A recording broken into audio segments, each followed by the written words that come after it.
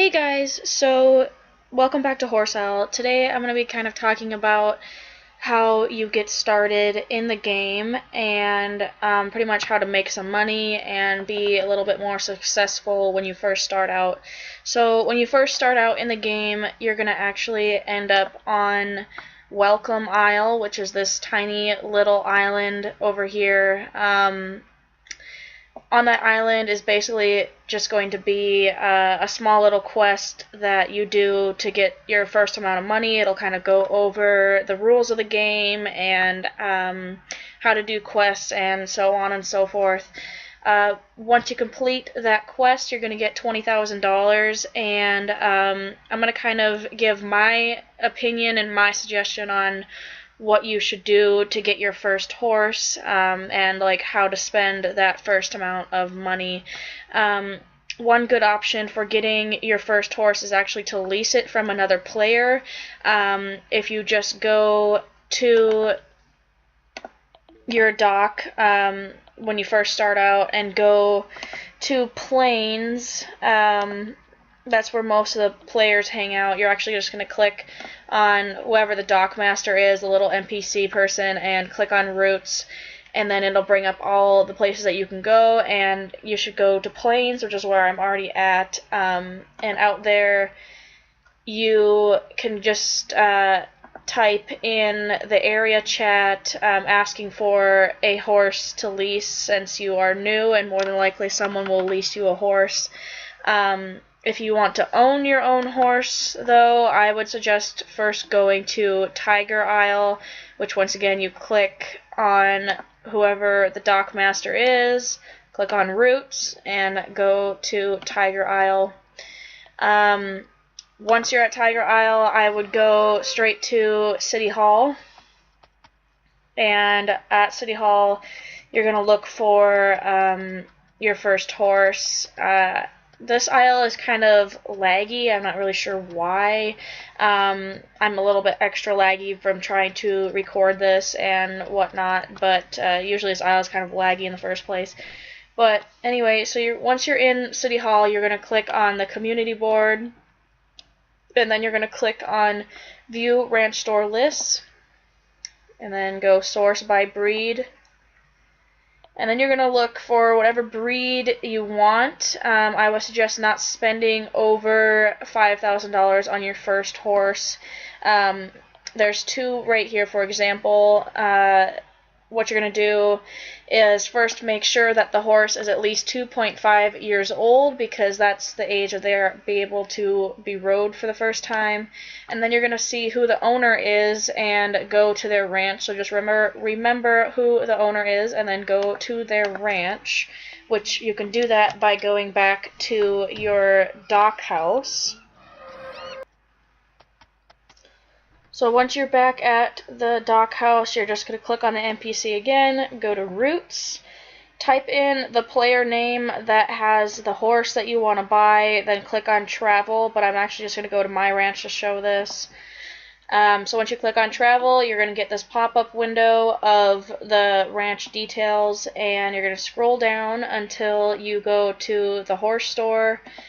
Click on the horse store to view it, and then find your horse, make sure it's the right one, and you can buy it straight from their store. And if you do happen to click out of that window and you're wondering how to get back, you just click on the welcome sign again and click Sail Back to Port.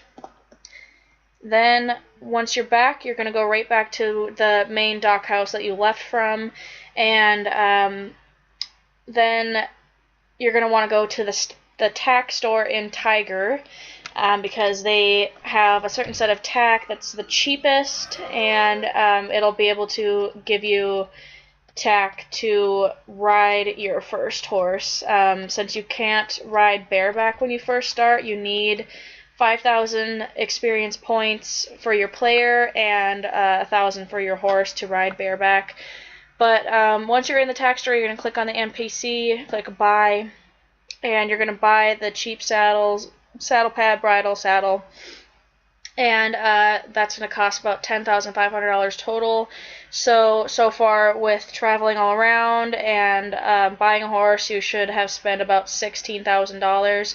So then you'll still have about $4,000 extra, so that you can spend on traveling around to do quests, or just traveling around Horse Isle, or taking care of your horse in general. Another good way to make some money is to actually play mini games and just travel around and go in the buildings and look around and click on anything you can click on. And something like this little mop and bucket, is actually a mini game. You can click on that, click about, and it'll tell you if you completed that mini game or not, what difficulty level it is, how many points you'll get if you complete it, and then if you do complete it, it'll give you some money as well. You can do some quests to get money, and you just click on this little toolbar down here, go to quests, view available quests, and I would start off with ones that are novice, because they're the easiest, and they'll give you some money, and it won't require you to have any extra tools, which you would actually have to buy from tool shops, which would just cost you money. And if you have trouble doing quests, I actually suggest going to Ezero Legends, which is a free site to use. It has all sorts of walkthroughs on everything Horse Isle related. The only thing is that you have to make a profile with them in order to use the site, but it's free to start the profile. They just ask for your email and make a username and password, and so on and so forth. But like I said, they have all sorts of different walkthroughs. What is happening with my screen? It has all sorts of different walkthroughs on everything in the game, even the mini games. It'll give you a full walkthrough on how to do any of the mini games. And with the quests, it'll give you a full walkthrough on any of the quests. You can just click on the town that you're doing the quest in and scroll down to find your quest. For example, this first top one is a novice one. It's in Angleton. It's pretty much just simply just walking around talking to different NPCs. It'll tell you where it starts, and then it'll even tell you how much you'll get as a reward. So just for doing that quest, you'll get $1,000 as a reward. I do suggest to get a subscription token as soon as you can, but just save up for that, and to have fun with the game. Do whatever you want. Another good way to make money when you're not subscribed yet is actually to have someone lease you a horse to put experience points on them, and you can either tell them to charge whatever they think is best, or you can tell them what you want for a price, but just don't make it too ridiculous. I'm actually working on one right now. You can go to your horses and then click list your EXP contract jobs, and then you can view the horse that you're currently working on. This horse that I'm working on, once I get him to 10,000 experience points, then I'll get $600,000 just for doing experience points on that horse. So it's a really good way to make some money as well. And you don't have to be subscribed for that, but the only catch with not being subscribed is you can only do a certain level in the competitions. Competitions is a really good way to make some money. You can not only win money from winning the competition, but as well from doing contract jobs for other players. You can also collect random items throughout Horse Isle and sell them to make some money. Like, for example, I'm just going to get off of this aisle, first of all, because it's just way too laggy. So I'll go ahead and go back to the dock aisle, the dock house, not the dock aisle. And once you're back at the dock house here, you're actually going to want to go to narrowed aisle to sell any of your items. Like, for example, anything you collect, you can sell back. So I'm just like, for example, you can just click on the trees and click shake, and I got some coconuts from that. And then I can go back down into the actual town of Narrowed and go to its general store. My game is very laggy right now.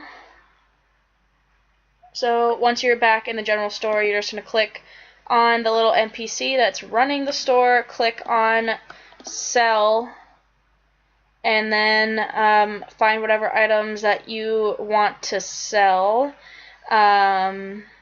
Like, for example, those coconuts that I just picked will sell for $24 a piece, and I can click on the little star to sell them all, and that gave me a little bit amount of money. So that's another good way that you can go make money. Just go collect random items and make money that way. There is things like lucky finds, which you can find throughout Horse Isle, like while you're just traveling out anywhere. I mean, really anywhere that you can find like a normal terrain that's not just a sand isle. Like this little shipwreck isle is completely just sand, so that you're not going to find any lucky finds on there.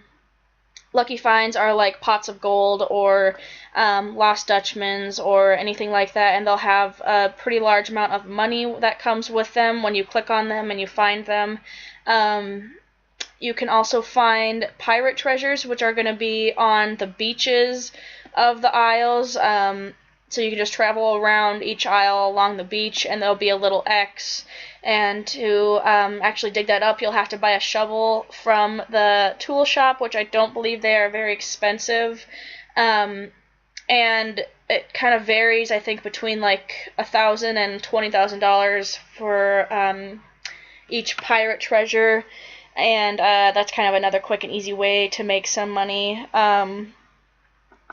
Otherwise, pretty much just working hard and like continuing through the game will just keep making you money. You can also go to the mines, which are all in the mountain isles on each corner of the map.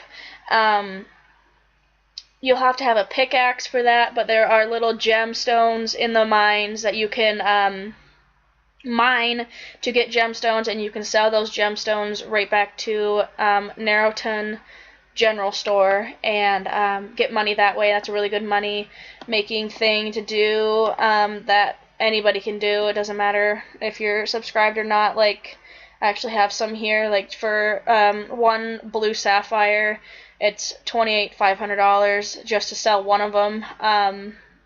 So that's a good way to make some money. It's kind of time consuming to do that, but it's worth it in the end if you want to do it that way. I think that's pretty much the basics of it. If you guys have any questions or comments or whatever, go ahead and put them in the comments below, and I'll either make a video about them or explain it to you through the comments. So that's pretty much it for this video. If you guys want to go ahead and give me any more suggestions for this game or whatever, that'd be great, and I'll just talk to you guys later.